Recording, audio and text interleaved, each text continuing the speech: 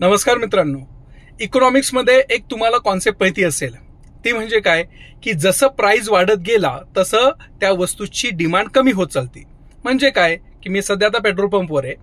जर आजचा रेट पेट्रोलचा बघायला गेला तर 105 रुपये लिटर आहे. उद्या जर तो 500 रुपये झाला तर तुमचं कन्झम्पशन पॅटर्न कमी होणार आहे, म्हणजे तुम्ही त्याची डिमांड कमी करशाल.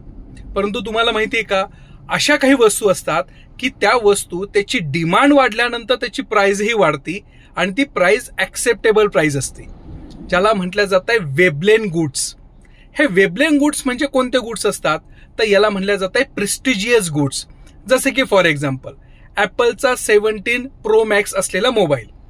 मग आता हा मोबाईल जेव्हा मार्केटमध्ये आला तर हा मोबाईल हा कशासाठी घेतला जातोय? For the prestige, symbol of स्टेटससाठी घेतला जातोय.